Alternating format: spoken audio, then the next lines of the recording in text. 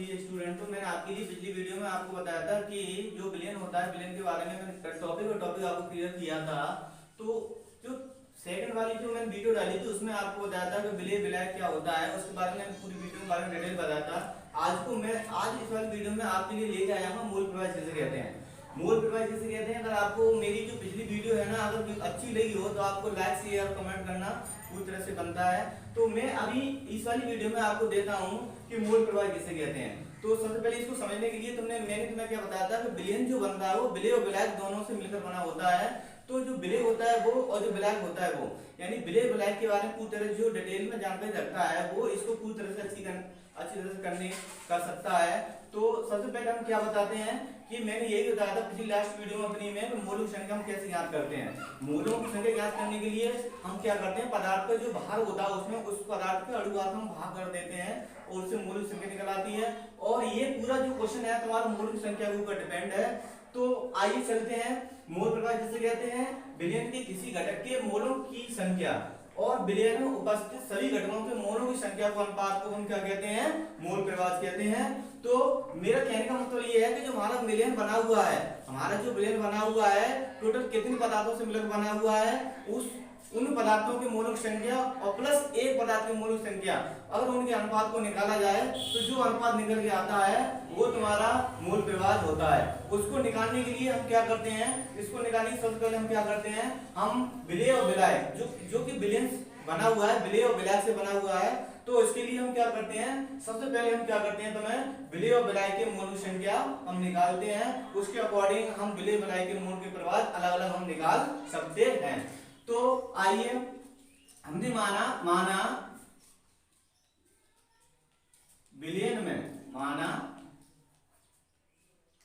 Billion में बिले की मूल संख्या, बिले के मूलों की संख्या छोटी n तथा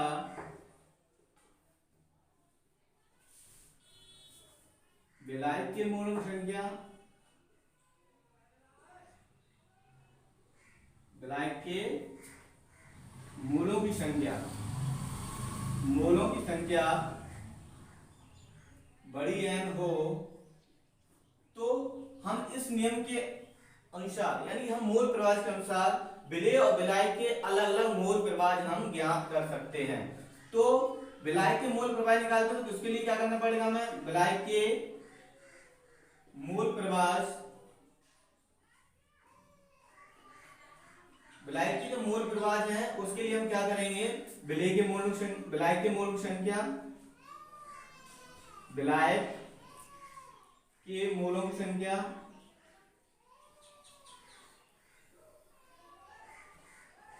अपॉन बिले के मूलों की संख्या, बिले के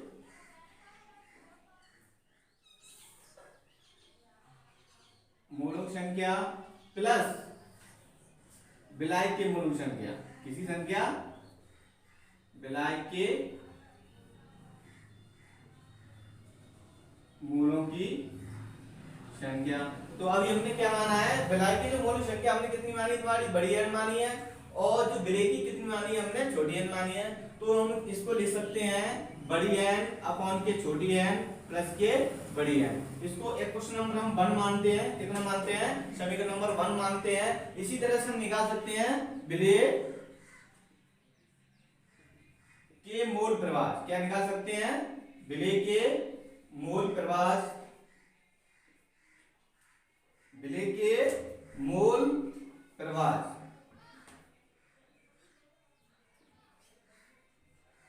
या इसको मूल प्रवाह को मूल अंश भी कहते हैं, क्योंकि अब इसको निकालने के लिए हम क्या करेंगे, बिले के, अब क्या करते हैं, अगर हमारा जी दे रखा है हम किसके निकालते हैं, बिले के निकालते हैं। अब बिले के निकालते हैं तो जो ऊपर वाला भाग आता है हमारा बिले आता है, अब बिलाय के निकालते हैं तो ऊपर वाला भाग क्या आता है, हमारा बिलाय का आता है। तो बिले के, तो हम क्या लिखेंगे, बिले के मूलों की संख्या, बिले के मूलों की संख्या अपॉन बिले के मूलों की संख्या विलेय के मोलों की संख्या वही ऊपर वाले की तरह जो नीचे लिखा हुआ था अंत में हर में लिखा होता है उसे ऐसे ही लिख देते हैं। विलायक के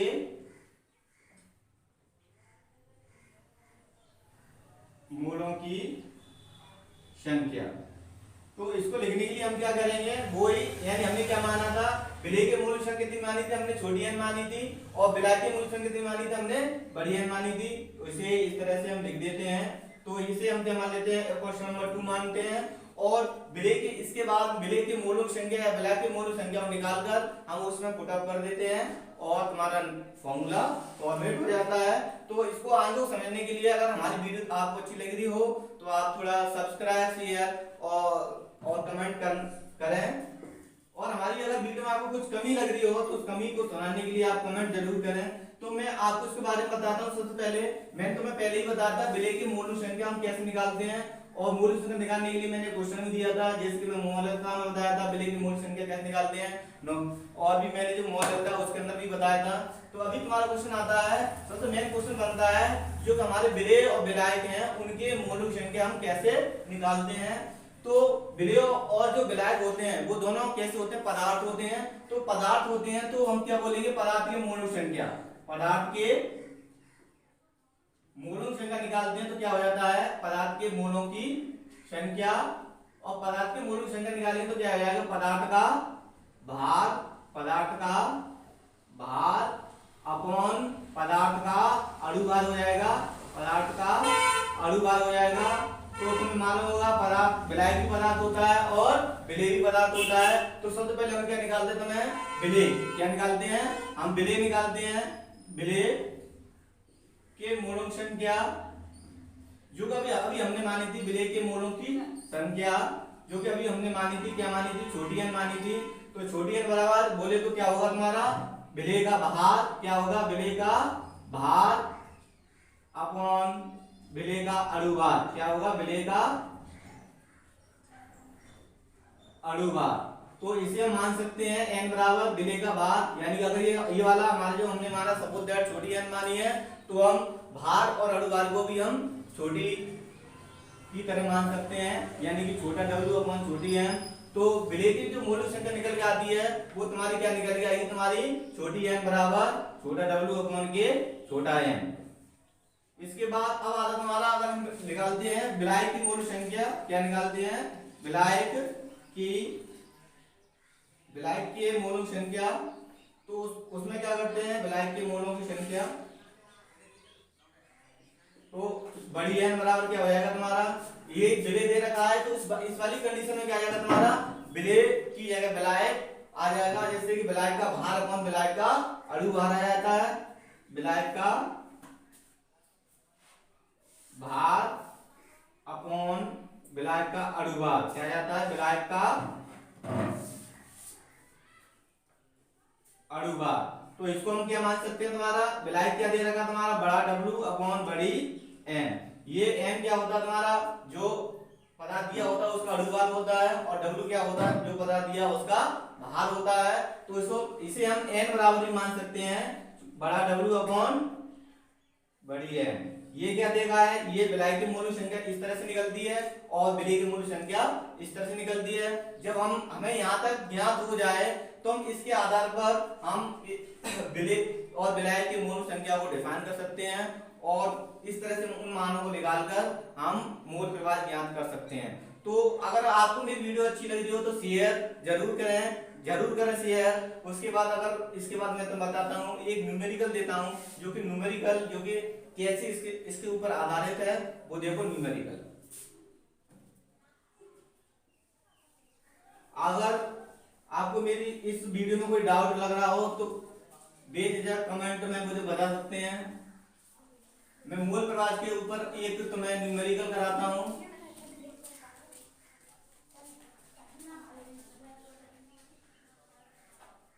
मेरा YouTube channel BCR chemistry classes के नाम से है। अभी मैंने अभी न्यू नया चालू किया है। इसमें मैं पहला ही पार्ट सॉल्यूशन पार्ट करा रहा हूँ, और सॉल्यूशन पार्ट ये तीसरी वीडियो। अभी मैं तीसरी वीडियो में आपको मूल प्रवाह के बारे में बता रहा हूँ। तो मोल प्रभाज के बारे में बताने के लिए मैं तुम्हें एक क्वेश्चन दे रहा हूं, एक मैं न्यूमेरिकल बता रहा हूं, न्यूमेरिकल दे रहा हूं। उस न्यूमेरिकल को उस मोल प्रभाज के बारे में बताते हैं तुम्हें। हमारे पास 900 ग्राम जल में 900 ग्राम जल में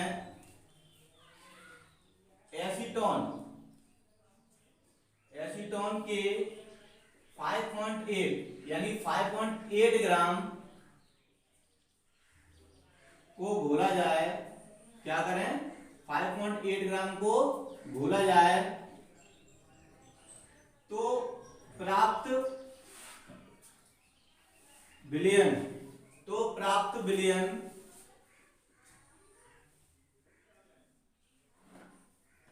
में जल तथा एसीटोन के मोल प्रभाज ज्ञात कीजिए। मोल प्रभाज ज्ञात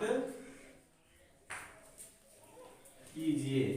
तो इसको ज्ञात करने के लिए सबसे पहले हम क्या करते हैं, उसी कंडीशन में जाते हैं जो हमारा विलयन बना हुआ है, विलेय और जो विलायक दोनों से जो हमारा विलयन बना हुआ है।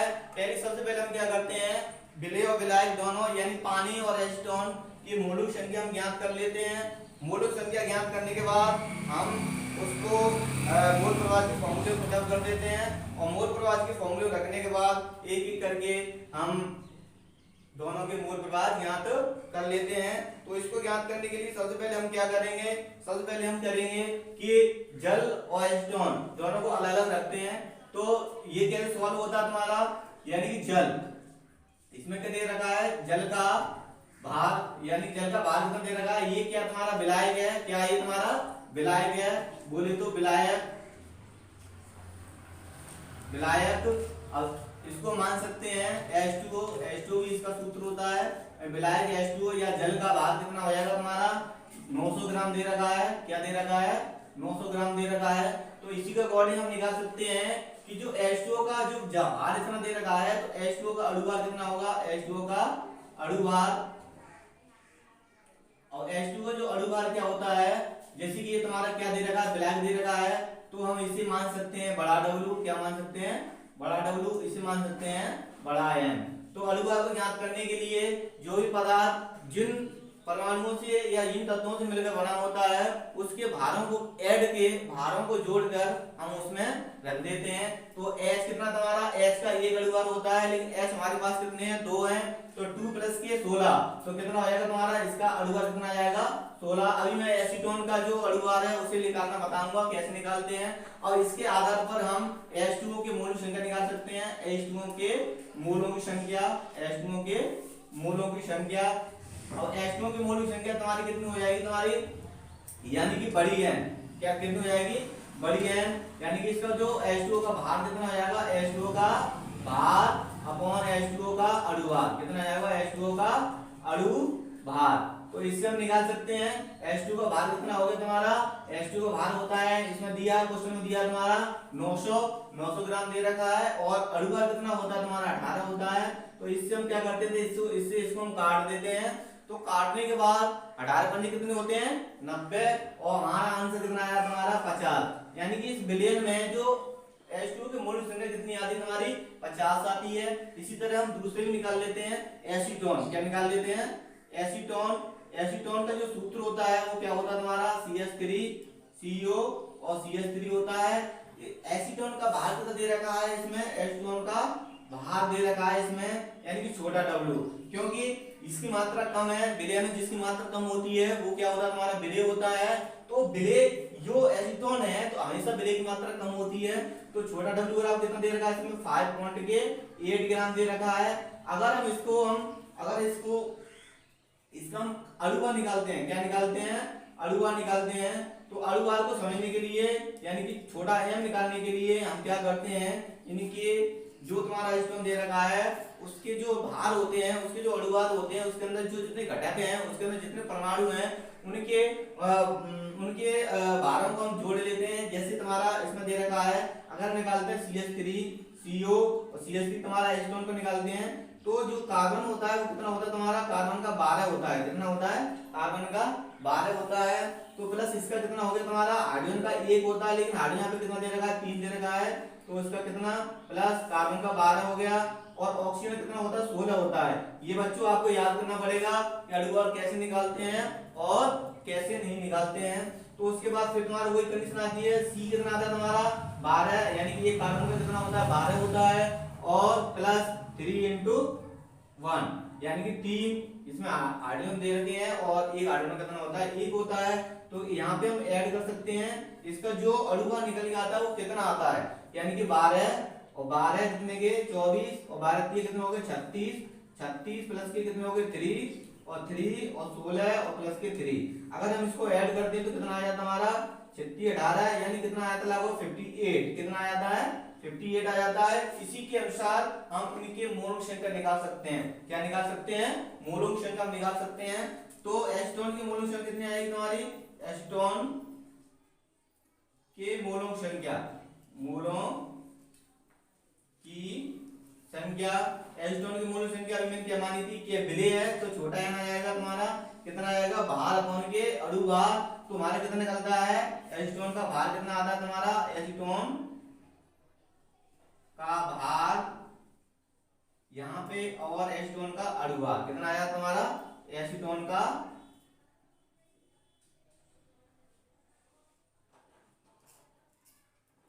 अणुभार। तो ये कितना आया तुम्हारा 5.8 अपॉन के 5.8। अगर दोनों को हम डिवाइड करते हैं तो आंसर कितना आता है 0.1, कितना आता है 0.1। यहाँ तक आप लोगों को समझ में आया होगा कि क्या आता है तुम्हारा, कि हम H2 को जब H2 को हम बाहर निकालते हैं, ये इस तरह से निकाल लेते हैं और निकालने के बाद इस क्वेश्चन को हम सॉल्व कर लेते हैं, क्योंकि हमारे पास एसीटोन के और पानी के दोनों के हमें मोलक संख्या ज्ञात है, अतः हम दोनों के हम निकाल सकते हैं। तो यहीं पे आ जाइए, यहीं पे करा देता हूं मैं इस तरह से। तो विलायक है, विलायक मतलब H2O, H2O के मोलक संख्या, H2O के मोल प्रवाह, H2O के मोल प्रवाह निकालते हैं तो क्या आ जाएगा तुम्हारा मोल प्रवाह।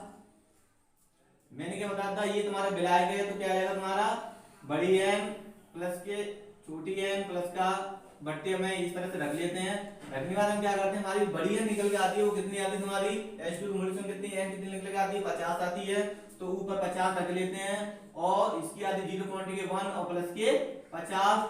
तो इसे सॉल्व करने के लिए हम क्या करते हैं, ये 50 में हम डिवाइड कर देते हैं 50.1, कितने कर देते हैं 50.1 कर देते हैं। और इसको पॉइंट को हटाने के लिए हम क्या करते हैं 10 का गुणा ऊपर कर देते हैं और 10 का नीचे कर देते हैं। इस पॉइंट को हटाने के लिए तो समझने के लिए देख लो, 10 का मल्टीप्लाई ऊपर और 10 का नीचे, तो बराबर हमारा कितना आ जाता है 500 अपॉन के 501, कितना आ जाता है 500 अपॉन के 501। जब इसका इसमें भाग करते हैं, इसका इसमें डिवाइड करते हैं तो 0.99 बार हमें ये कट के प्राप्त हो जाता है, यानी कि H2O के जो मोल प्रवाह हमें कितने मिलता है 0.99। इसके बाद अब आता है तुम्हारा एसीटोन।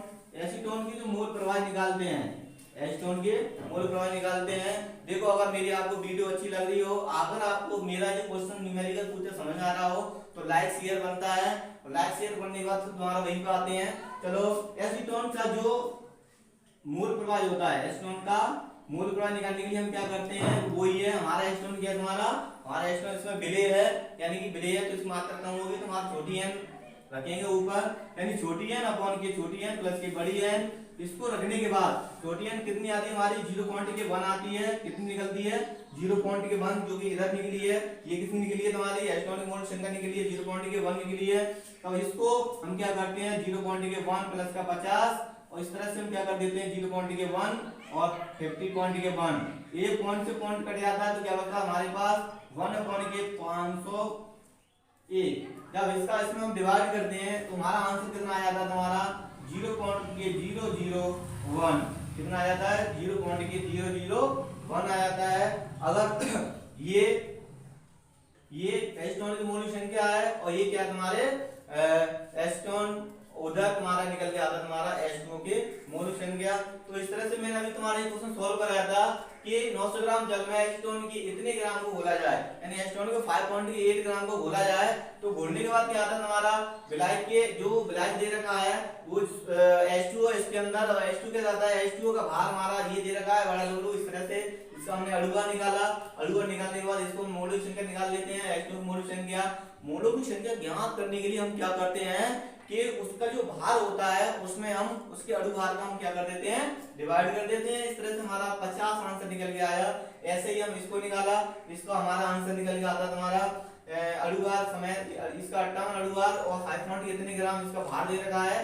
तो इसको जब हम मोलुक संख्या में कन्वर्ट करते हैं तो 0.1 आता है। कितना आता है? 0.1 आता है। फिर अगर मेरी आपको वीडियो अच्छी लग रही हो तो लाइक शेयर और सब्सक्राइब बनता है। तो फिर क्या करते हैं हम H2O के मोल प्रवाह निकालते हैं। मोल प्रवाह तो हमें निकालने ही है इसके अंदर, एसीटोन और जल के मोल प्रवाह निकालते हैं। H2O के मोल प्रवाह निकालते हैं तो हमारे पास इतना आंसर आता है, और एसीटोन के मोल प्रवाह निकालते हैं तो हमारे पास इतना आंसर आता है।